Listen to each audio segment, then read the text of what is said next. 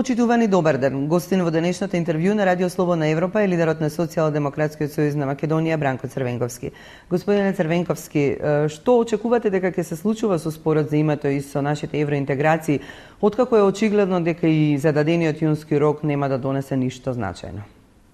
Да, веќе е сосема јасно дека таа дополнителна шанса што ни беше дадена од страна на Европската унија во декември минатата година од плюс 6 месеци за деблокирање на процесот на нашето интегрирање во Унијата, не ја искористивме. Каков ќе биде точно заклучокот на Советот на министри на 18 јуни е тешко да се претпостави. Најлошо ако воопшто не се најдеме на дневниот ред.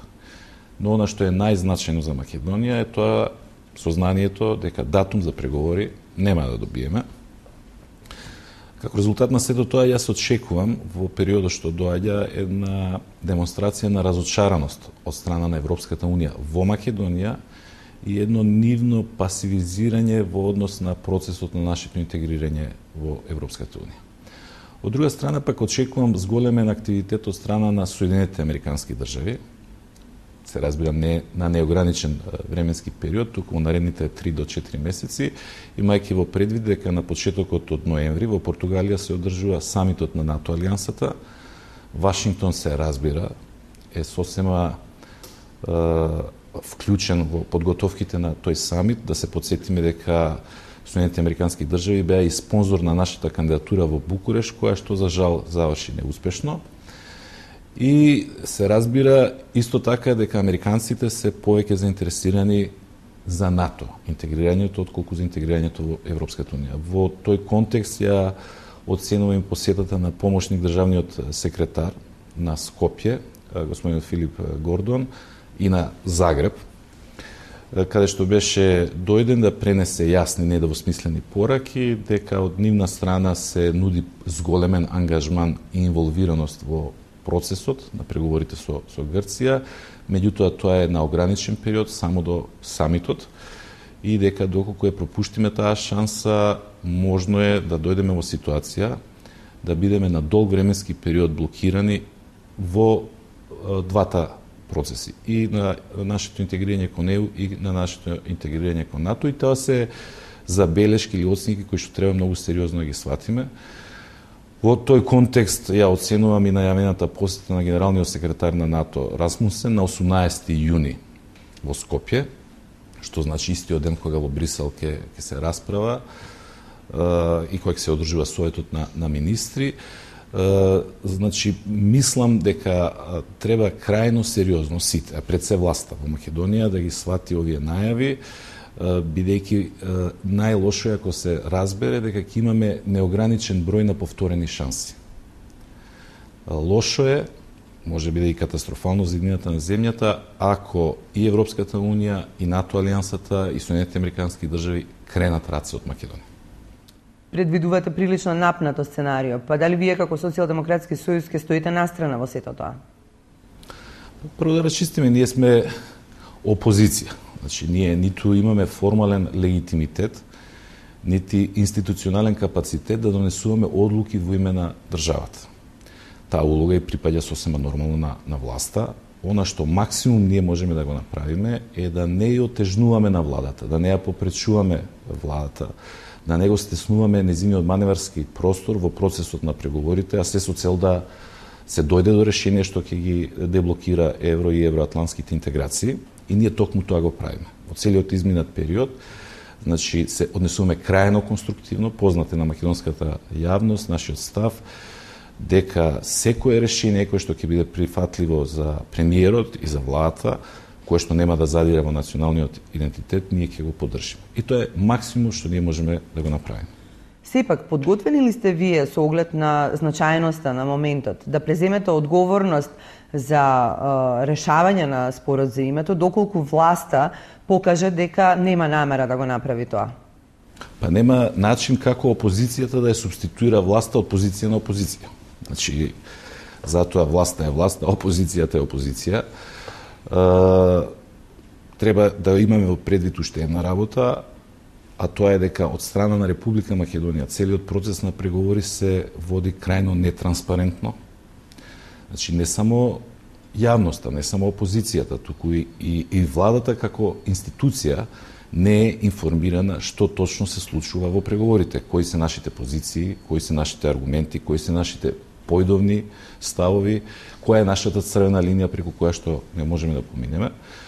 Значи, се е сведено на еден круг од 3 до 4 личности, кои што го контролираат целиот процес, проведуваат некоја своја стратегија, ако воопшто таква стратегија има. Значи, во недостиг на било какви информации е крајно неодговорно. Би можело да биде и многу штетно за позициите на Република Македонија, опозицијата да се истрчува со некакви своји предлози, сугестии. Ние сме споменале во неколку наврати дека доколку владата смета дека на некој начин можеме да помогнеме, ние стоиме на располагање. Значи, тоа се фактичките позиции, власта ја има одговорноста за целиот процес, за преговорите и за исходот од тој процес. Во меѓувреме целиот овој проблем како да имаше импликации на внатрешно-политички план и не ни е потполно јасно што се случува во владината коалиција. Во меѓувреме вие како да ја споделувате загриженоста за еднината на земјата со Демократската унија за интеграција. Што имате заедничко со ДУИ во овој момент?